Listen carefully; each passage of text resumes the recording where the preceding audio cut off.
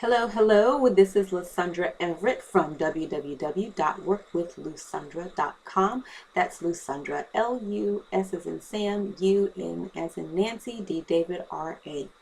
And today I'm going to talk about the ancient law of averages.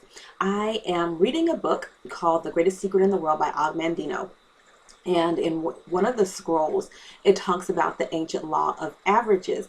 And while I think in business, especially in sales, we hear about the ancient law of averages, but I really wanted to share what that is, because I think as things get passed down from generation to generation, from person to person, that we lose some of the meaning behind what the ancient law of averages really means. So defined, the ancient law of averages is the law that determines the number of times a thing will happen in proportion to the number of times that thing is exposed. Okay, so when you think about, I think you hear a lot in network marketing, go for no, right?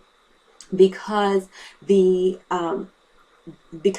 philosophy behind that is, okay, well, every no brings you closer to a yes, but not really understanding why every no brings you closer to a yes. Because, quite frankly, if you hear no 1,000 times, you're sitting here like, when is this yes gonna get here? Okay, so this is I think really illustrated really well. Now that I've untied my tongue, it's illustrated really well in the Bible, in the parable of the sower. So this is in Matthew chapter 13. I think it's also in Luke, but this parable really explains some things, and I think it'll help you when you hear somebody talk about the law of averages to know exactly what that means. So it says, that same day Jesus went out of the house and sat by the lake.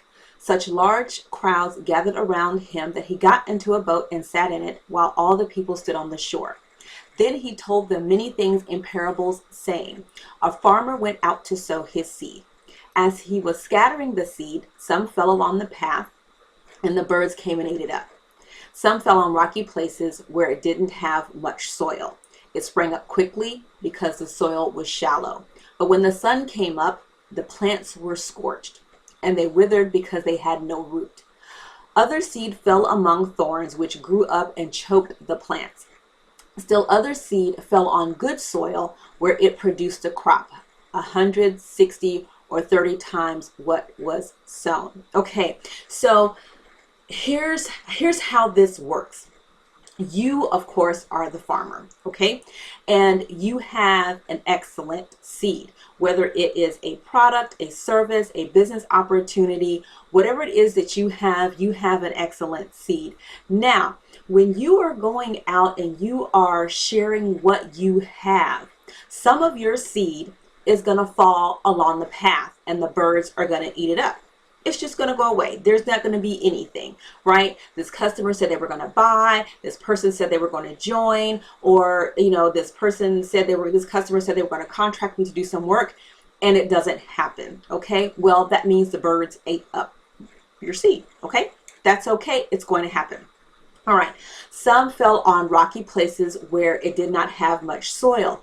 Okay. So you get this person that that says, okay, I'm going to use your product, and then, they may use it one time and then they're done. Well, shallow soil, it just happens. Okay, because it can be that they didn't believe as much as you did.